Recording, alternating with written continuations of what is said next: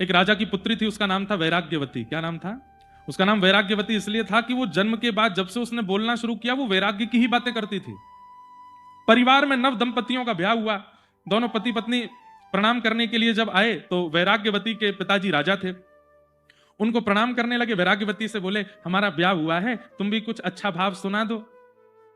जिस प्रियतम से तुम इतना प्रेम करती हो, जिससे 7 फेरे लेकर के आई हो, एक दिन ये पधार जाएगा और इसके मरने के बाद इसका शव जब देखोगी तो उससे भी डर लगेगा तुमको। नव दंपति बेचारे देख करके भागे वहां से, रोने लगे, ये कैसी बातें बोलती है। पिता ने कहा, बहुत हो गया, तो एक काम कर, बाहर कुटिया बनवा देते हैं, तू महल के बाहर रहा कर। बोली, पिताजी इससे बड़ा सुख तो कुछ है ही नहीं। मैं तो चाहती हूं कि मैं तो युवा अवस्था में महल छोड़ रही हूं, आपको तो कब का चला जाना चाहिए था, वन में जाके भजन करना चाहिए था। महल के बाहर पिता ने अच्छी व्यवस्था करके कुटिया बना दी, उसमें वैराग्यवती रहती थी, अपने ठाकुर जी की सेवा करती थी। एक दिन एक चोर आया, गांव में चोरी करता करता करता वैराग्यवती के घर पहुंच गया। खिड़की पर जाकर के देख रहा था अंदर क्या चल रहा है। वैराग्यवती अपने ठाकुर जी को शयन करा रही थी और शयन कराते कराते बोल रही थी, हे नाथ, मुझे अब कुछ नहीं चाहिए, संसार के किसी विषय में मेरा मन नहीं है, मैं बहुत प्रसन्न हूं कि मुझे कुछ नहीं भाता, मुझे केवल आप भाते हैं। लेकिन मैंने सुना है बिना गुरु की कृपा के आप नहीं मिलोगे, कृपा करके आप ही किसी गुरु को मेरे जीवन में भेज दो। चोर ने बाहर खड़े खड़े सुन लिया, बोले, ओहो, इसको गुरु की इच्छा है, हमको चेला की इच्छा है, हम ही गुरु बन जाते हैं। और वो चोर ही थोड़ा तिलक चंदन लगा करके और गले में माला वाला पहन करके थोड़ा स्वरूप अपना सुधार करके और तुरंत वैराग्यवती के द्वार पर पहुंच गया। अरे कोई है? यहां ब्राह्मण देव को बहुत जोर की प्यास लगी, सब इधर देखो, कथा सुनो।